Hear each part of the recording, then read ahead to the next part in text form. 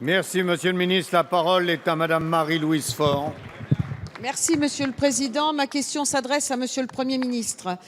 La Cour des comptes présente aujourd'hui son rapport public annuel sur la situation des finances publiques. Chaque année, à la même époque, c'est la même rengaine, le rapport formule un certain nombre de critiques et regrette que l'exécutif n'ait pas tenu compte des critiques de l'an passé. Que de temps perdu.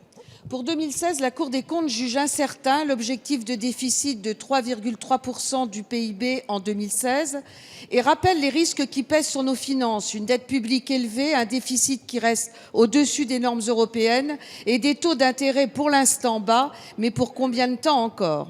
Pour 2016, la Cour s'inquiète d'une surestimation des recettes et d'un risque de dérapage des dépenses.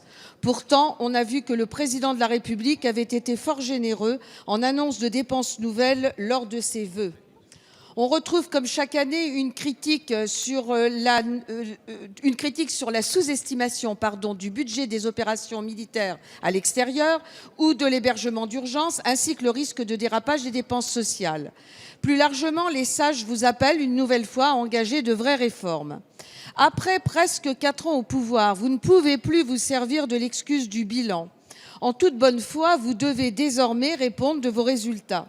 Or, le constat de la Cour est sans appel. Prenons l'exemple des contrats de génération, votre remède contre le chômage qui est le symbole de votre échec sur le front de l'emploi. En effet, ils n'ont en rien contribué à faciliter le retour à l'emploi des seniors et la Cour juge ce dispositif complexe et peu lisible et constate qu'il n'atteint aucun de ses objectifs.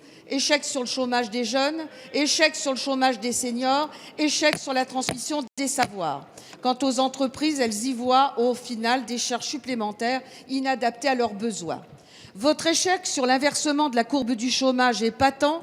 Les différents dispositifs annoncés n'y changeront sans doute pas grand-chose. Puis-je vous demander si vous êtes décidé à écouter les recommandations de la Cour des comptes ? La parole est à Monsieur Christian Eckert, secrétaire d'État chargé du budget. Oui, merci Monsieur le Président, Mesdames, Messieurs les députés, Madame la députée Marie-Louise Faure. La Cour des comptes appréciera votre comparaison en disant que c'est tous les ans le même refrain.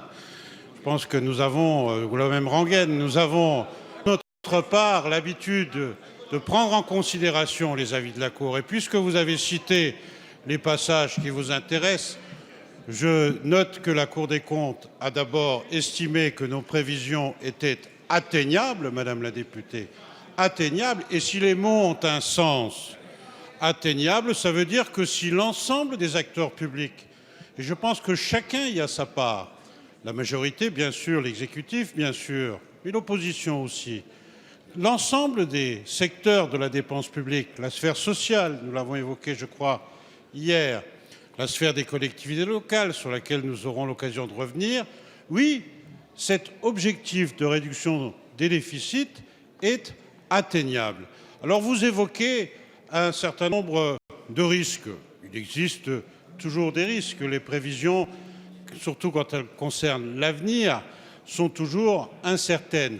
Mais pour prendre l'exemple que vous prenez sur les opérations extérieures de l'État, Madame la députée, de mémoire de parlementaires, tous les ans, le président Carrez pourrait en témoigner, tous les ans, les opérations extérieures de l'État ont été assumées par une prise en compte interministérielle à la fin de l'exercice. Et la réserve de précaution est ainsi faite pour couvrir ce genre de dépenses. La norme de dépenses a été tenue en 2015, plus personne ne le conteste, elle le sera en 2016. Merci.